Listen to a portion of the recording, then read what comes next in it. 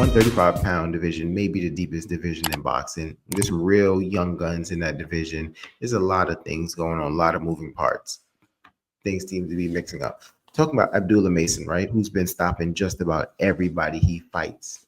The rumor is that Andy Cruz is interested in fighting Abdullah Mason. Now, it's kind of crazy because Abdullah's 20, and I think Andy Cruz maybe like 31, 32 or something like that. Yeah, he's much older. So Andy Cruz seems way more experienced, but Abdullah Mason has what, like 5 times the fights that he has? You know what I'm saying? 4 or 5 times the amount of fights. So at this point in time in their career, who do you actually think has the more valuable experience?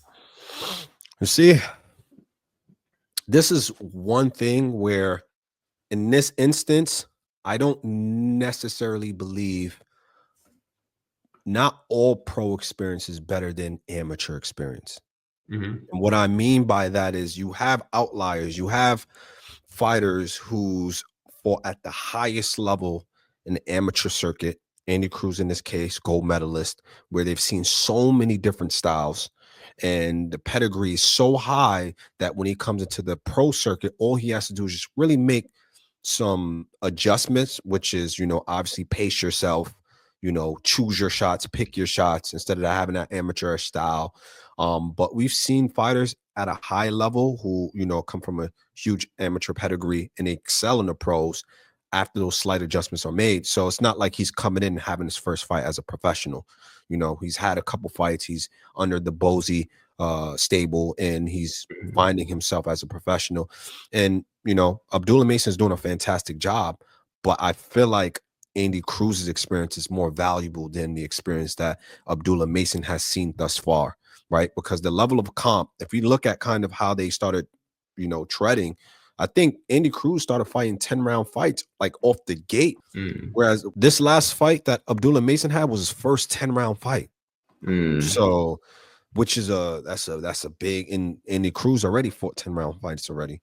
So, I gotta fact check that, but I'm pretty confident that is the case. So I feel like at this level, I give Andy Cruz the edge between the two. No, I'm with you in this. I think when the amateur experience is that deep and that vast, I would have to say he probably has right now the more valuable experience. Both guys aren't fighting the level of competition that they should be fighting, right? Because they're ramping up to it. Right. So I would have to lean towards just Andy Cruz probably seeing different scenarios. I think just the way he diversified his style, right? So, being like a, Cuban boxer, right? It's not like, not that all Cuban boxers have to go with like Ismael Salas, but I think he just went a unconventional route. Right? So I think that really diversifies his skill set and taking that with the experience that he has. I think right now he has the more valuable experience. That's not to say that he would win if they would fight. I think it would be a very interesting fight, right? But right now, I think he has probably the more useful experience to say. Yeah. I definitely agree. It'll be an interesting fight. It'll be a great fight. It definitely would be a great fight, and I think that's a fight to make next. To be honest, Yeah. Speaking about fights to make next, and Andy Cruz, it's hard to mention Andy Cruz without mentioning Keyshawn Davis, right? And real quick before I get into the Keyshawn Davis stuff, if I were to give you right now, Andy Cruz, Keyshawn Davis, Abdullah Mason, who would you say have the highest ceiling? Ooh, I think Abdullah Mason has the highest ceiling. I would agree. I think Abdullah Mason has the highest ceiling for sure.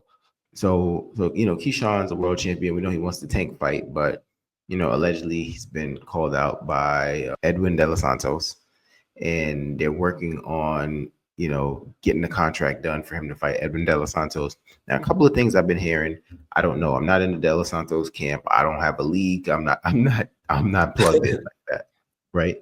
But some people have been saying that Edwin Delos Santos has been battling some injuries, hasn't been in the best boxing shape just because he's been dealing with those injuries. So this may be an opportunistic time to fight him, right? Not accusing Keyshawn of ducking any smoke or anything, but people saying this may be an opportunistic time to fight Edwin Delos Santos, because I don't know if any of these things to be true. I just have to assume until I see otherwise that we're getting the best version of Edwin Delos Santos, right? Yeah. The version who fought Rayo. Yeah. So let's say that version of Edwin De Los Santos were to get in there with Keyshawn Davis, right? Would you immediately rank that as Keyshawn's hardest bout? And do you think Keyshawn would be victorious? Oh, absolutely. That's going to be, I think, by far his toughest fight. And I think Keyshawn's skilled enough. And I think he's more in certain areas. He's overall more skilled than Edward De Los Santos. It's just the only thing that kind of has me second guessing this matchup is because of Edwin De Los Santos's power, his Mm-hmm. speed, and timing. I know when he fought Shakur had a hurt hand, but even in that instance, I have Shakur kind of backing up and really hesitant, Mm-hmm. and the Edwin De Los Santos, he made it a boring fight, but he wasn't even allowing, Shakur to, catch him with certain shots, get in and out the pocket. He wasn't really, engaging, which tells me Edwin De Los Santos is a smart enough fighter to know when to engage and when no not to engage, at the very least. But I think Keyshawn has enough to win that fight, if I'm Yeah. being honest. Due to Yeah. his size, and I think he has enough to win that fight. It's a dangerous fight, though. Yeah. I mean, Keyshawn has the size, the skill set. But one thing he does have as well is like that grit. He wants to hurt you, but sometimes Mhm. when you're looking to hurt somebody, you put yourself in a position to get hurt, right? We seen Rayo put De Los Santos down, but we also saw what happened to Rayo as well. So it's like Right. if you're gonna go in there and look to exchange, then that's gonna make it a fire fight. Definitely what we want to see, but then it does put you at harm's way. Now, in this case, do you like why? It seems like there's a lot of other people to fight, right? So why take the Edwin De Los Santos fight? Do you think any of this is trying to show Shakur Stevenson up, or maybe not show him up, but prove like, hey, if I go in there, let's say I stop this guy or I just beat this guy convincingly, like, hey, like yeah, I keep talking about these other people, but I'm the guy. I think so. I think bro, it's no way that one of the major, this is probably the biggest fight in Shakur's, not the biggest in the sense of like how large a fight it is, but this fight really put Shakur in a negative light. Mm-hmm. This singular fight with De Los Santos. And if you take that fight, there's no way it's not on your mind. There's no way that it's like, okay, if I take this fight, and I beat him a certain way, you know what the fan base is going to say. You know what the media is going to say. You know what most people's going to be thinking in their mind. And I know Shakur knows it. Keyshawn knows it. Everyone knows it. So if you Mm-hmm. do take the fight with De Los Santos, you understand what that means. Yeah. Now, I'm not sure if Keyshawn reached out to Shakur like, hey, yo, take this fight. Or, I don't know what their relationship is. They claim to be brothers, so much so that they don't want to fight each other. So I would hope there's some sort of communication between the two. You know what Mm-hmm. I mean?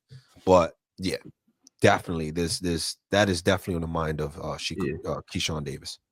I feel like if you're willing to try to show somebody up or prove to the world that I'm better than this person, right? You're calling for the tank fight, which he's calling for. You're gonna fight De Los Santos, which he fought, right? He was There's like going to fight Frank Martin, which they both was going to fight at a point in time, right? It's right, just right, right. So you're interested in how your skill sets compare, and you feel better than this person, right? Like for example, and I know this goes way further because they were like legitimately brothers, but I'm just thinking of two people in the same division.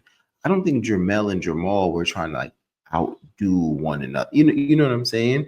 So I wonder if like Shakur and Keyshawn should just fight. Like if you're that curious, who's better or who can do what, maybe you should just fight one another. yeah, it's one of those things. I think they consider themselves brothers, but if they was to stay in the same division for a long period of time, I think eventually they would fight. I just think I don't know when you have egos like that, in the same division, and you guys all around, especially with Keyshawn trying to make a name for himself with his brothers, his biological brothers, and trying to. I think eventually when you become big enough, especially when you have two stars that's really big, people's gonna start, Mm-hmm. entering the back of your mind. You start getting whispers, and then all it takes is for a rumor or something to be said, and now's a falling out, and then you guys fight. Like I can just see that happening. Like I don't know. The only way it doesn't happen is if Keyshawn moves up to a different division. Yeah, That's the only way. which he potentially could, right? He's the bigger guy. I think Shakur is on record saying he could see Keyshawn going all the way to 147 one day, and him kind of just chilling at 135. Yeah. So that would be the only way to save their relationship. Yeah, yeah. 140 is dangerous though. You got to be careful at 140. Yeah, Got to be man, careful at 140. definitely got to be careful at 140. 40 is one of those, and then if you decide to go up to 147, man, I mean, at that time, you better hope Jerron ain't there or even certain fighters aren't there, But I know Yeah, Ryan and a few of them is moving up to 147 soon anyway. So yeah. Let me ask you another question about Shakur. So it's recently come out that Turkey was trying to make the Zepeda fight, but apparently Shakur said no because the money that Turkey initially offered him wasn't the money that he offered him this time around. Now Shakur's been like one of the more vocal fighters about people ducking him and avoiding him. So now in this case, did Shakur duck Zepeda if these reports are true, or do you think it's justified? Like, hey, give me what you said you were going to give me. I mean, if the reports are true and the fight falls out, you're gonna argue he ducked, right? Because the thing is, these fighters say, at least most of them, I'll fight anyone. I'll fight anyone. Yeah, just send a contract, just send a third. Versus if it makes sense, I'm in it.